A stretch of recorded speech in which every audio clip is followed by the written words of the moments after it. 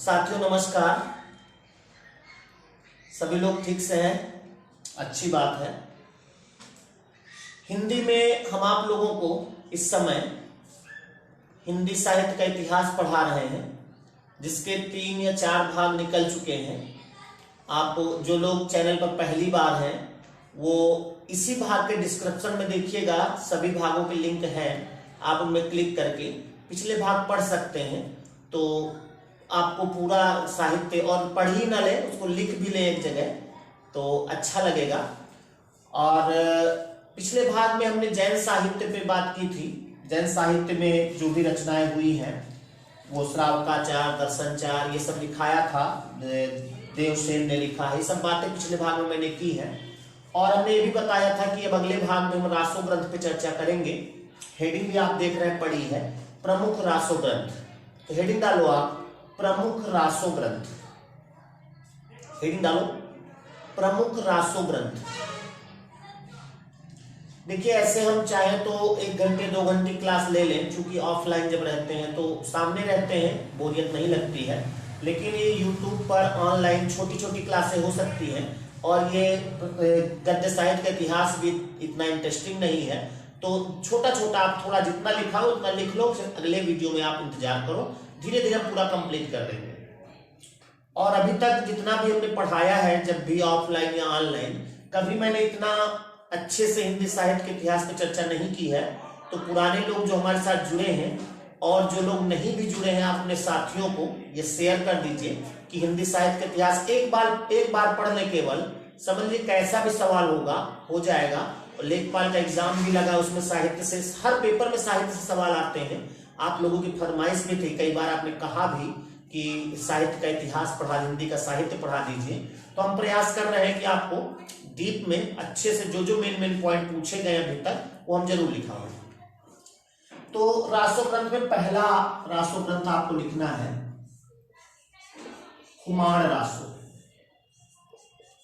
खुमाण रासो इसको लिखा है दलपति विजय ने। दलपति विजय, खुमाण रासो, दलपति विजय, ऐसे ही आप लिख लें। अब नीचे एक पॉइंट लिखो, नीचे एक पॉइंट लिखो इसके, खुमाण रासो नामक ग्रंथ, खुमाण रासो नामक ग्रंथ राजस्थानी हिंदी में लिखा गया है। पूछा जा सकता है खुमाण रासो किस हिंदी में, किस भाषा में लिखा गया, तो राजस्थानी हिंदी। खुमाण रासो राजस्थानी हिंदी में लिखा गया है।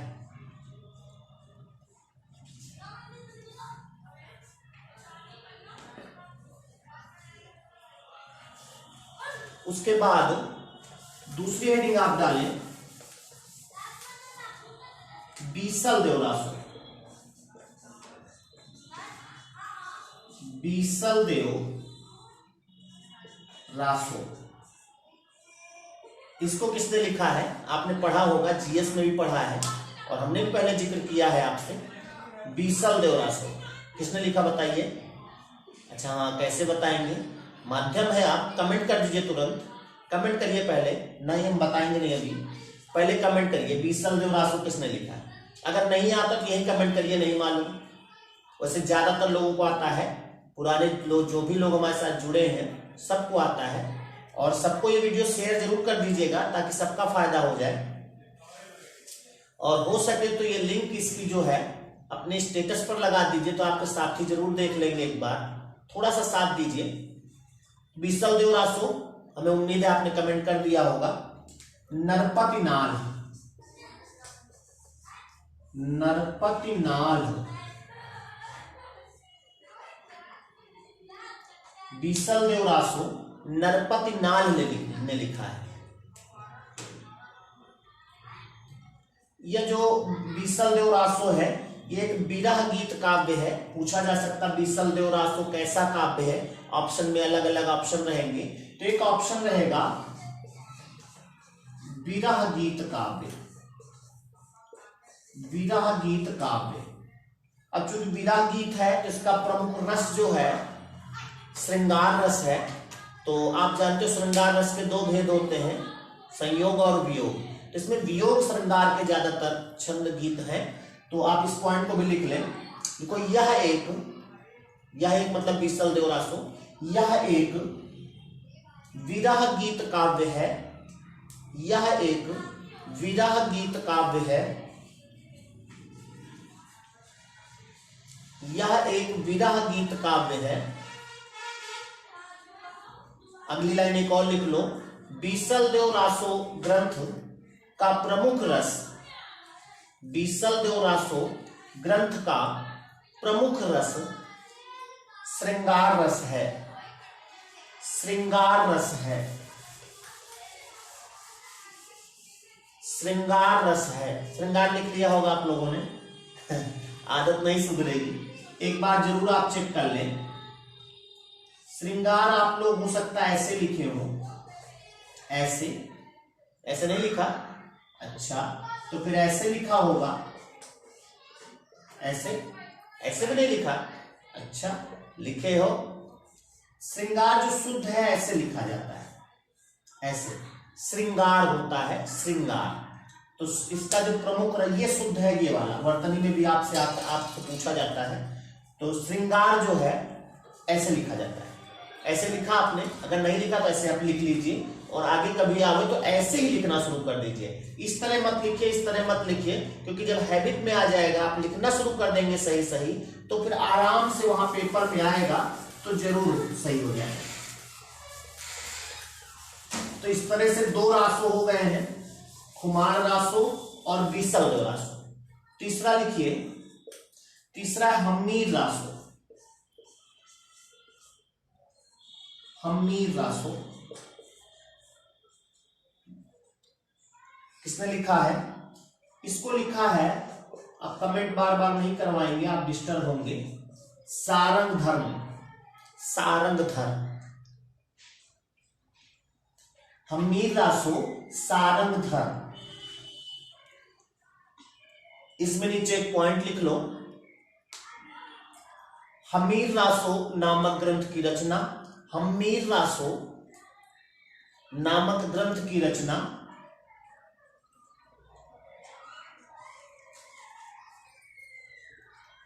सारंग धर्म ने की है, सारंग धर्म ने की है। और इससे कोई पॉइंट नहीं बनता है, इसीलिए हमने कहा सम्मी लिख रहे हो तो इसमें भी एक पॉइंट लिख लो तो थोड़ा अच्छा लगेगा। तो इससे केवल राइटर ही आपसे पूछा जाएगा, हमीर रासो सारंग धर्म। अगला है परमाल रासो। अब धीरे धीरे हम इंपॉर्टेंट रासो की तरफ पहुंच रहे हैं। परमाल रासो कोई बताएगा? माध्यम तो वही है कमेंट वाला, हो सके तो अगर आता है तो कमेंट करिए तुरंत। परमाल रासो,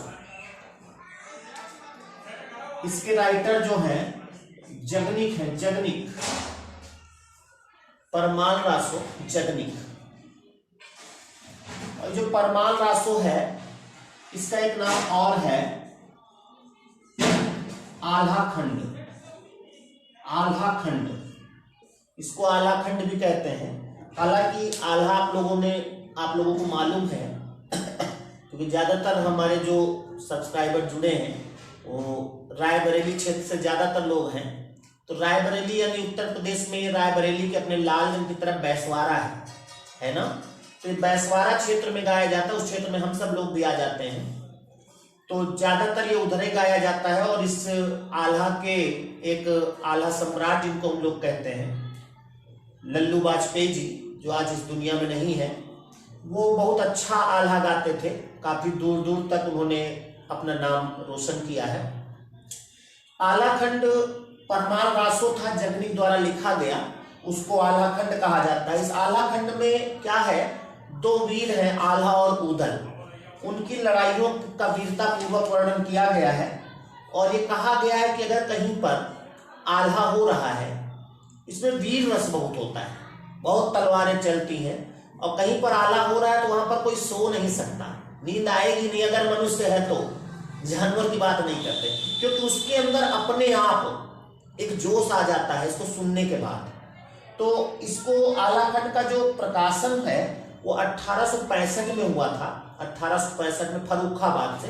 फर्रुखाबाद के उस समय के डीएम थे जिलाधिकारी चार्ल्स इलियट, तो चार्ल्स इलियट ने किया था इसका प्रकाशन।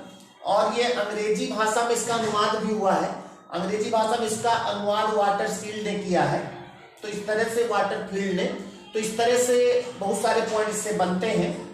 और ये उत्तर प्रदेश के बैसवाड़ा, पूर्वांचल और मध्य प्रदेश के बुंदेलखंड में भी इसको लोकगीत के रूप में गाया जाता है, लोकगीत। और इससे जो है बहुत सारी चीजें, ज्यादातर ये इसका जो गाने का मौसम होता है वो बरसात के मौसम में गाया जाता है।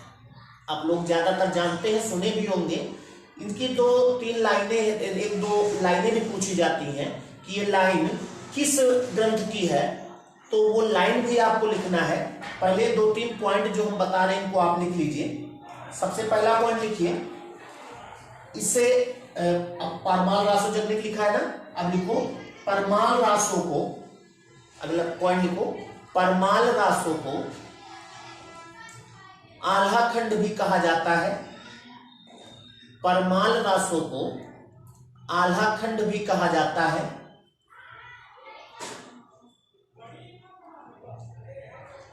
अगला पॉइंट लिखिए, परमाल रासो में, परमाल रासो में, परमाल रासो में आल्हा और उदल, आल्हा और उदल, आल्हा और उदल नामक 2 वीर सरदारों की, नामक 2 वीर सरदारों की, 2 वीर सरदारों की वीरतापूर्वक लड़ाइयों का वर्णन किया गया है। वीरतापूर्वक लड़ाइयों का वर्णन किया गया है। तो आलाखंड में क्या है, वीरतापूर्वक हो ही गया तो वीर रस प्रधान होगा, इसमें कोई दो राय नहीं है। अगला पॉइंट लिखो, आल्हाखंड का प्रकाशन, आल्हाखंड का प्रकाशन, आल्हाखंड का प्रकाशन 1865 में, 1865 में फर्रुखाबाद के तत्कालीन जिलाधीश, फर्रुखाबाद के तत्कालीन यानी उसी समय, उस समय के तत्कालीन जिलाधीश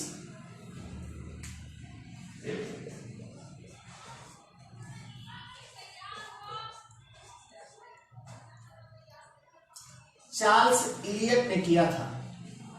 चार्ल्स इलियट, चार्ल्स इलियट ने किया था।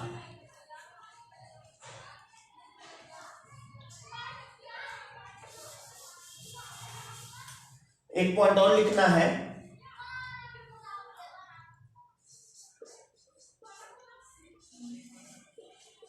वाटरफील्ड ने, वाटरफील्ड ने आल्हाखंड का अंग्रेजी भाषा में अनुवाद किया था। वाटरफील्ड ने आल्हाखंड का अंग्रेजी भाषा में अनुवाद किया था।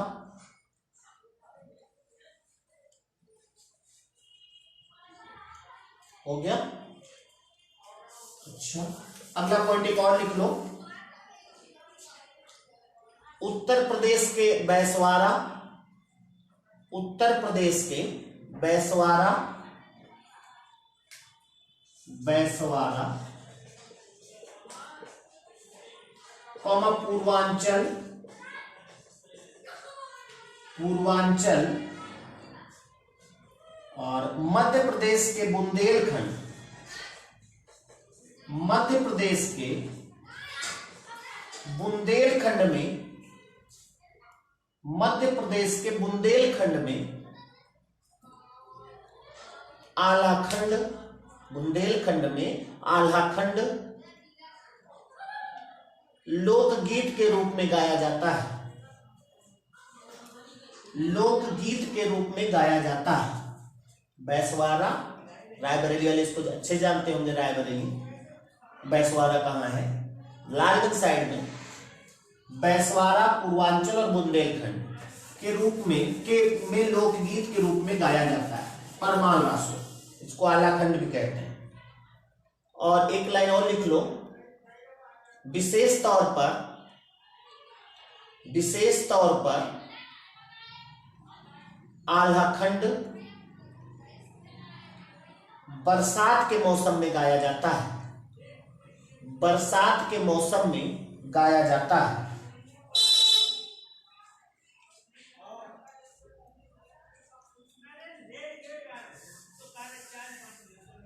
हो गया। अब इनकी दो लाइनें हैं जो एक बार पूछा गया था कि 12 बरस लो कुकुर जीवे और 13 लो जिये सियार और बरस 18 छत्री जीवे आगे जीवन को धिक्कार।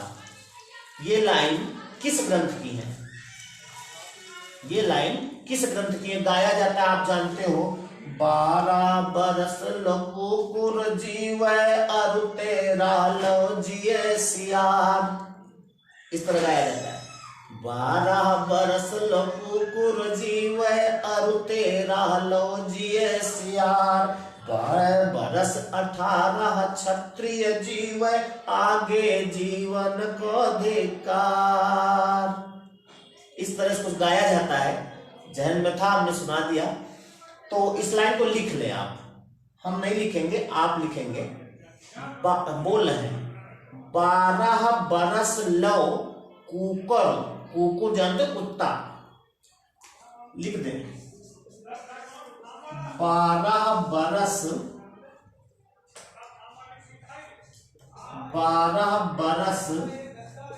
लो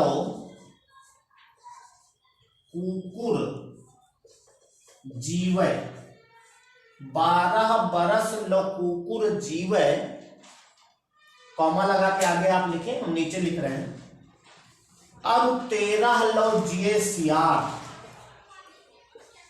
अब 13 लो जिये सियार। मतलब क्या हुआ इसका कि कुत्ते की जो उम्र है, जीता है वो 12 साल तक, सियार जो होता है वो 13 साल तक जीता है, उसकी उम्र बताई गई। अगली लाइन कह रहा बरस 18 क्षत्रिय जीव है, बरस 18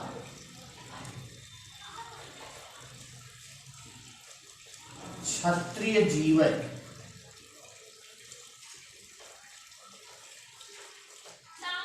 आगे जीवन को धिक्कार, आगे जीवन को धिक्कार। ये कुछ लाइन है। एक लाइन और पूछी गई है 1-2 बार, और वो भी आल्हा की ही है, और उसको आपने सुना होगा।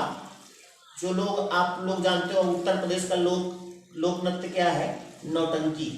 नौटंकी में एक जोकर होता है, तो उसमें भी कभी कभी आल्हा होता है, जवाबी आल्हा जिसको कहते हैं, कभी सुना होगा। उसमें वो एक लाइन गाता है, सदा तोरैया ना बन फूले और यारो सदा न सावन होए, सदा तोरैया ना बन फूले यारो सदा न सावन होए, इस तरह।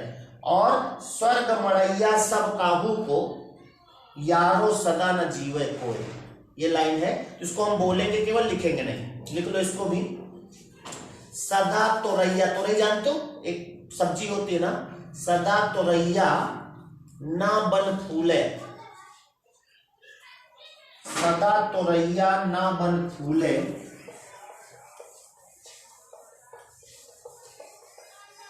यारो सदा न सावन होए,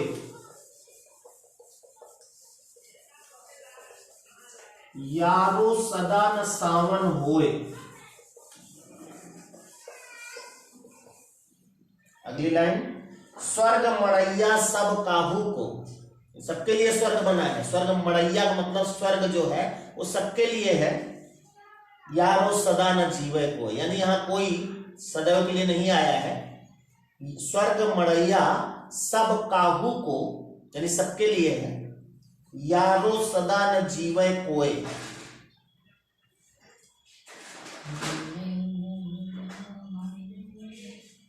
हो गया। तो ये कुछ आलाखंड की बात थी। आलाखंड से जो भी सवाल पूछे जाते, ये दोनों पंक्तियां आप लिख लें। आलाखंड यानी परमाल रासो यानी जगनिक द्वारा लिखी गई है। कैसे पूछा जा सकता है? पूछा जा सकता है कि ये लाइन जो है सदा तो रैया न बन फूल है, किसकी है? जगनिक की है। समझ? कैसे ही सवाल होगा आप कर लेंगे। अब अगला रासो जो है वो इंपॉर्टेंट है, पृथ्वीराज रासो। पृथ्वीराज रासो, ठीक है, किसने लिखा है? हाँ बिल्कुल आप जानते हैं, कमेंट करके आप बताइए पृथ्वीराज रासो किसने लिखा है। और इस पे बहुत सारे पॉइंट हैं क्योंकि इंपॉर्टेंट है ये, कई सारे पॉइंट इस पे आप लिखना है आपको। पृथ्वीराज चौहान का भी जिक्र होगा इसमें, तो इसलिए इसकी चर्चा हम अगले भाग में करेंगे। तब तक आपको इंतजार करना पड़ेगा। ये जो पॉइंट है, 3 रासो जो आपने लिखा है, इनको आप जरूर याद कर लीजिए। खुमार रासो, बीसल देव रासो, हम्मीर रासो, परमाल रासो। राइटर और ये क्या क्या पॉइंट इसमें हमने लिखा है उनको आप देख लीजिएगा, ठीक है। तो पृथ्वीराज रासो की चर्चा अगले भाग में करते हैं। रुको, अभी जाना नहीं। वीडियो को आप, मैं पुनः कहता हूं, अगर हो सके तो शेयर जरूर कर दीजिए लोगों में। इसकी लिंक आप अपने व्हाट्सएप के स्टेटस पे लगा दीजिए, ज्यादा से ज्यादा आप शेयर कर दीजिए, तो हमें भी थोड़ा उत्साहवर्धन होगा, हमें भी लगेगा। और अगर अच्छा लगा हो आपको तो लाइक भी कर दीजिए, ठीक है। और कमेंट तो करके आपको इसके राइटर बताना ही है, ठीक है। तो मिलते हैं अगले वीडियो में, तब तक के लिए नमस्कार।